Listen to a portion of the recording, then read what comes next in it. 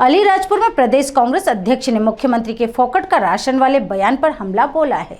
अलीराजपुर में प्रदेश कांग्रेस अध्यक्ष जीतू पटवारी ने प्रेस कॉन्फ्रेंस कर सीएम मोहन यादव पर हमला बोला है। वहीं 10 साल की मासूम के साथ हुए दुष्कर्म की घटना को लेकर मुख्यमंत्री से की मंत्री से इस्तीफा लेने की मांग। मध्य प्रदेश के मुख्यमंत्री मोहन यादव के द्वारा झाबुआ में भाजपा की लोकसभा प्रत्याशी अनीता चौहान की नामांकन रैली सभा में मंच से दिए गए बयान को लेकर कांग्रेस अब आक्रामक हो गई। अलीराजपुर दौरे पर पहुंचे प्रदेश कांग्रेस अध्यक्ष जीतू पटवारी ने प्रेस कॉन्फ्रेंस कर प्रदेश के मुख्यमंत्री मोहन यादव पर जमकर हमला बोला और कहा कि प्रदेश का मुख्यमंत्री प्रदेश की जनता से पूछता है फोकट का अनाज किस किस को मिलता है, यह कैसी भाषा है। एक प्रदेश के मुखिया की जो मंच से प्रदेश के आदिवासी समाज का अपमान कर रहा है। वहीं अलीराजपुर जिले के जोबट विधानसभा क्षेत्र के हट्टाली ग्राम में शादी समारोह में 10 साल की मासूम बच्ची से हुए सामूहिक दुष्कर्म मामले को लेकर सरकार पर जमकर हमला बोला। जीतू पटवारी ने मुख्यमंत्री मोहन यादव से कहा कि जरा से भी शर्म हो तो नैतिकता के आधार पर यहाँ के मंत्री का तुरंत इस्तीफा ले लेना चाहिए, क्योंकि इस रेप के मामले में उनके मंत्री का रिश्तेदार भी शामिल है। इसको पूछा और उन्होंने एक तरह से उनके जीवन में जो भी उनकी प्राचीन सभ्यता और परंपराएं उसकी बात की, तो मोहन यादव जी ने उसका अपमान किया। अभी 4 दिन पहले मोहन यादव जी जब झाबुआ में आए, अलीराजपुर में आए संसदीय क्षेत्र में, तो उन्होंने आदिवासियों को कहा कि आपको फोकट का अनाज हम देते हैं, हमारी सरकार देती है। राम राज्य में जो फोकट का मिलता था वो अब हम भी आपको फोकट का देते हैं, यही तो राम राज है, यही बोला था हमने। फोकट का अनाज आदिवासी परिवार भाइयों को नहीं मिलता है, शासन की योजना के अंतर्गत मिलता है। जो सरकार वोट लेती है उसके अंतर्गत। ये बार बार मोहन यादव जी आदिवासियों का अपमान क्यों करते हैं?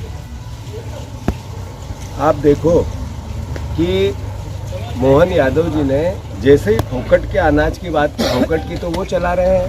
सरकारी टैक्स के पैसे का अनाज आदिवासियों को मिलता है, सरकारी टैक्स के पैसे की वो गाड़ी घोड़े हेलीकॉप्टर सुविधाएं, मंत्रियों के बंगले उनके बंगले, सबके सुख सुविधा, उनकी तनख्वाह, विधायकों की तनख्वाह, ये जैसे वो लेते हैं वैसे ही आदिवासी भाइयों को सरकार की सुविधा मिलती है।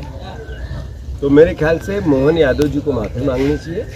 आदिवासियों के इस अपमान के लिए उसे आदिवासी समाज कभी क्षमा नहीं करें, उन्हें क्षमा नहीं करें। अब ये तो समझ में आई उनको कि आदिवासियों को हम फोकट में अनाज बांटते हैं तो वोट ले लें, पर मध्य प्रदेश में पहला ऐसा राज्य है जहां 17 बहनों की रोज असमत लूटी जाती है। अभी आज ही मैं जिस संदर्भ में आया हूं, आप सर्वविदित है कि एक छोटी सी 10 साल की बच्ची जिसको यहाँ के बाहुबली राजनीतिक परिवार के रिश्तेदार के बेटे ने उस बेटे की असमत लूटी और हालात क्या रहे कि यहाँ से उनको इंदौर रिफ़र करना पड़ा। इसका मतलब है कि स्थिति बहुत भयावह है। अब मैंने जैसा कहा, क्या मोहन यादव जी में इतनी सद्बुद्धि नहीं थी कि राजनीतिक प्रभाव का दुरुपयोग हो रहा है? और मैं जब वहाँ मिलने गया तो जो बहनों ने जिस तरीके की वेदना व्यक्त की, वो कहा कि हमारे साथ ऐसा होता ही रहता है और हम आवाज़ भी नहीं उठा पाते हैं, इसलिए कि यहाँ के लोग एक साथ मिलकर हम पे हमला करते हैं। मैसेज क्या है? ये मैसेज है कि आदिवासियों के हितों और अधिकारों पे, आदिवासियों के अत्याचार और अनाचार पे भारतीय जनता पार्टी का संरक्षण है, ये इसका मैसेज है। मोहन यादव जी, अगर आप में थोड़ी सी भी शर्म हो तो आपके मंत्री का इस्तीफा भी लेना चाहिए आपको, और अगर थोड़ी सी भी सभ्यता और सौम्यता आपकी सरकार में हो तो ऐसी घटना रोज़ 17 बहनों की असमत लूटी जाती है। अभी बड़ी बड़ी बात करके गृह मंत्री देश के गए हैं, रोज़ भाषण दे रहे थे। मैं उनको बताना चाहता हूँ कि एनसीआरबी के 2022 के जो आंकड़े हैं उसमें 3265 मामलों में ऐसे मामले दर्ज किए गए और उससे 2021 में 3673 थे, जो 2000 आंकड़े बढ़ गए 22 में। जब से मोहन यादव जी आए हैं, जब से ये अपराध बढ़ गए। ये एनसीआरबी के आंकड़े हैं, कोई आरोप प्रत्यारोप नहीं है।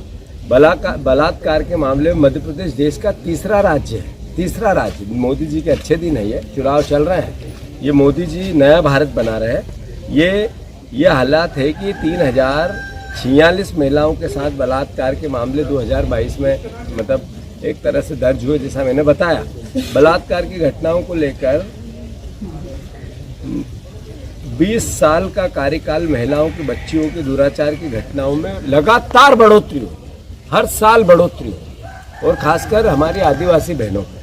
तो ये सरकार का असली चेहरा, चाल और चरित्र समझ में आता है। मैं मानता हूँ इस पूरी घटनाक्रम में कि जैसा कि प्रदेश की बच्ची का रेप हुआ है, छोटी बच्ची 10 साल, 2021 में 3522 घटनाएं ऐसी हुई। देश में नंबर 1 पे है मध्य प्रदेश, देश में नंबर 1 पे है मध्य प्रदेश। शर्म नहीं आती बीजेपी को? शर्म नहीं आती मोहन यादव जी को, जो आदिवासियों को मुफ्त में अनाज देने की बात करते हैं, फोकट में अनाज देने की बात करते हैं, उनके बच्चों की असुरक्षा है। और इस बच्ची के साथ ऐसी घटना हुई क्यों? क्योंकि पिता दूसरी जगह पलायन करके गया। पलायन इस 25-20 साल की सरकार का असली चेहरा है कि हमारे झाबुआ अलीराजपुर के आदिवासी परिवार का बेटा, जवान आदमी यहाँ टिकता ही नहीं है, पलायन करके दूसरी जगह कमाने जाता है। ये बीजेपी का असली चेहरा है, शिवराज जी का असली चेहरा है, ये चेहरा है मोहन यादव जी, आपकी सरकार का जो नरेंद्र मोदी जी भाषण देते हैं उसका, उनका असली चेहरा है। अब आप देखो कि अलीराजपुर से मनीष अरोड़ा की रिपोर्ट।